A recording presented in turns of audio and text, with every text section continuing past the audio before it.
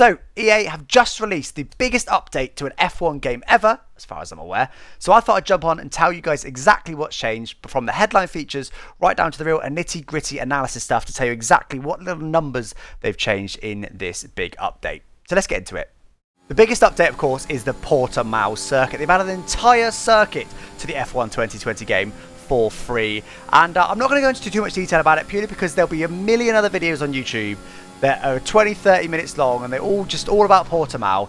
So I'm just going to show you one hot lap, which you can see in the background here, just to give you an idea of what it's like. But I will say as well, during this lap, my thoughts on it. And I'll tell you what, first of all, the circuit itself is incredible, and I think F1 should keep going there. The undulations, it's a real tricky circuit to drive around, and I think it's so good and real challenging for F1. Hopefully the cars next year will be able to follow a bit better than in real life this year. And also, Codemaster/EA have done a really fantastic job on recreating that circuit. I mean, all the curbs are spot on. You can use them quite heavily, as you see here. The exit to this corner here in particular is pretty tricky. I actually managed it quite well there. But, you know, there's a lot of challenges parts of the circuit without feeling like, you know, you're going to get instantly spun or anything like that. It's a genuine challenge just to drive around this circuit. Of course, all the AI as well do work perfectly on it. You can also include it in your career mode saves. Once you start a new season, you'll be able to choose it as part of the calendar. So, really happy with it. This circuit's been added. It's a phenomenal circuit. They've done a phenomenal job on it as well. It looks great. It feels great. It's really fun to drive. There is a couple more circuits as well coming later in the year, which I'll detail at the end of this video, because they've already listed what the future content will be. But that was the lap then of the Portimao circuit. I mean, look at the undulations that you get during the lap. I'm sure you see lots more content on YouTube on this circuit. But let's move on to the next biggest point, which is that they've now added the Aston Martin safety car to the game. So, of course, this year is the first year we're having alternating safety cars. We've got the Aston Martin one round and then the Mercedes at the next round. But this game launched without both safety cars, purely because there was just too much for them to do in time for release. So it just had the Mercedes to begin with, and now it's got the Aston Martin. I tell you what, it looks beautiful. They've done a really good job, and that, as in real life, will alternate on the calendar. So if you ran a full F1 2021 season, you get the Aston Martin one race and the F1 car the next race, etc. So really good job by them. As far as I'm aware, it seems to drive as quickly and that sort of thing. There's not really too much to say other than that the look of the cars changed, but obviously as it is something that is in the real life F1, it's good to see them adding it to the game. The next biggest thing that they've added to the game is a performance patch. So, of course, when they released this game a couple of months ago, they weren't able to get the exact right performance, because also they need some time to actually code it into the game. So the performance would have been from pretty much the start of the season. As the season's worn on, we've got a better idea of the pecking order. So they've updated the game to try and reflect that a little bit better, boost some cars up, kind of put some cars down a little bit, well, I've basically extracted all of that data from the game files, both from the old cars and the new cars, to see exactly what numbers they've changed. So let's jump into it now then, and here we go. You can see it's lots of colours, but don't be put off by the colours, because I can explain them very easily. Each column is its own colour scale. So, for example, you see the weight column, the before, after, that's its own colour scale. So the green means the best, red means the worst. That's it. Before is its own scale, after is its own scale. The colours are there so you can easily see what's been changed. Also, we've obviously got the change column there, which is, you know, pretty self-explanatory. Red is it getting worse, green is it getting better. So just going to run through then. They're in order of constructors' standings as they stand today after the Italian Grand Prix. So theoretically, if the constructor standings reflect the team performance and they've got that exactly right, we should go perfectly from green to orange to yellow, whatever it is, to red.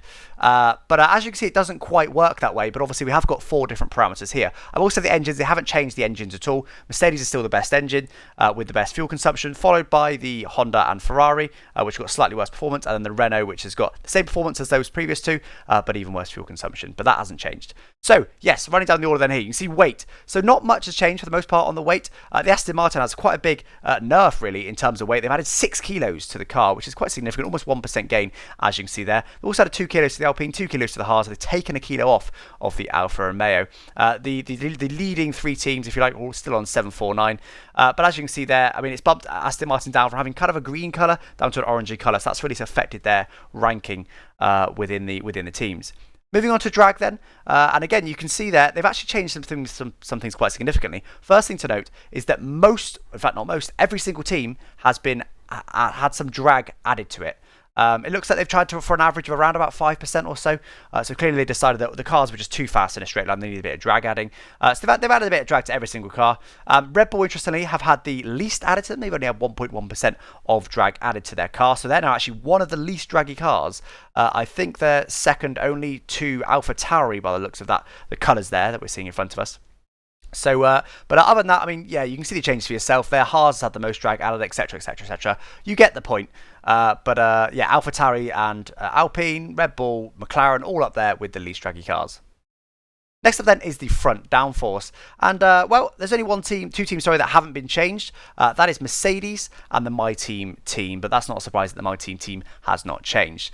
So Mercedes has still got what they do, one.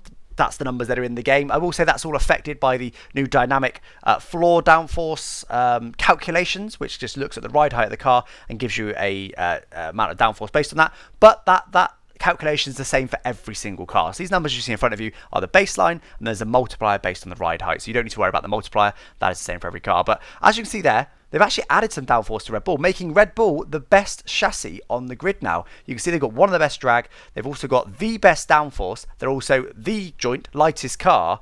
So chassis-wise, they've got the best. So just the engine is the only thing they miss out on. So I'm sure that'll be just like real life. That'll mean that at some circuits, they'll be quicker, and other circuits, the Mercedes engine will boost them up and allow them to overcome the very small advantage that Red Bull have got there. Other than that, looking at some of the bigger changes, you can see AlphaTauri's been given over a 1% buff in terms of downforce, as has Williams, as has Alfa Romeo.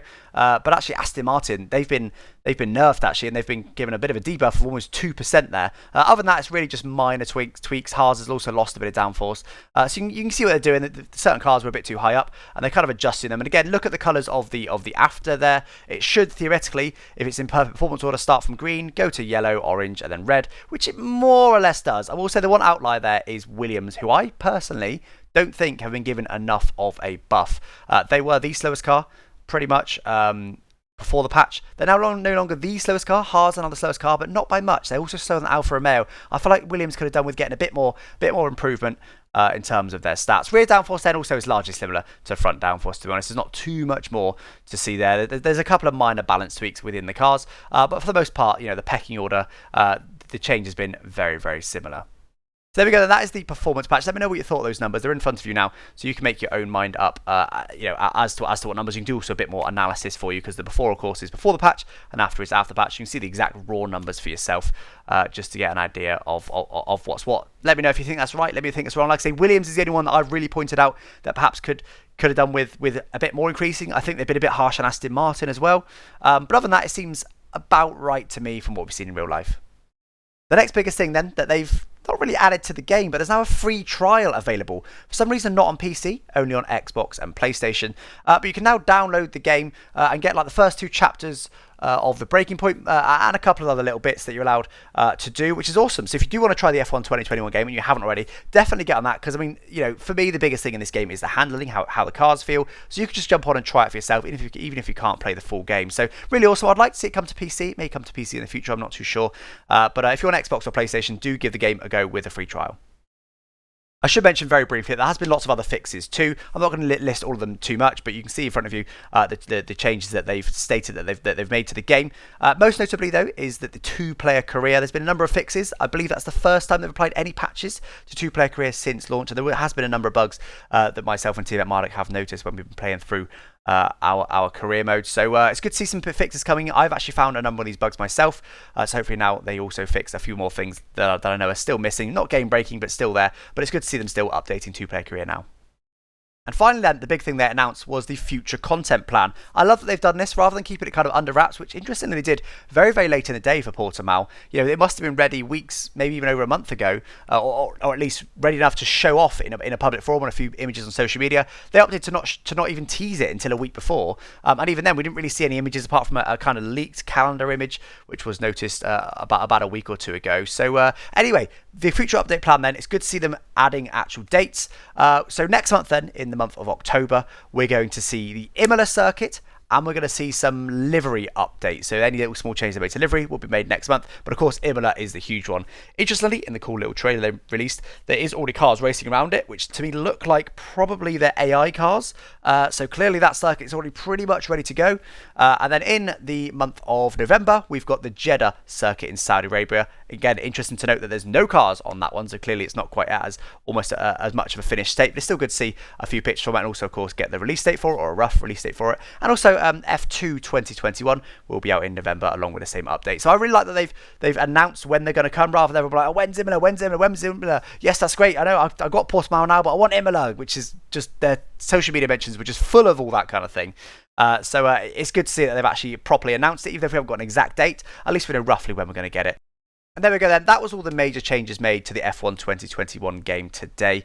Let me know what you thought of the update in the comments. I'm actually really happy with the update. I think there's a number of bug fixes there, but adding the amount of content that they did, I love it. I was expecting all 3 tracks to come at the same time, but they haven't. But as I said, I'm not too worried about that, to be honest. 1 track a month I think is actually quite a nice release schedule. It gives you something to look forward to.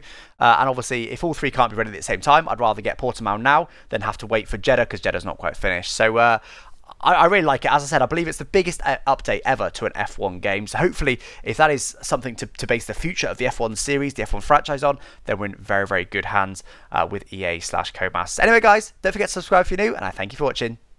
Bye-bye.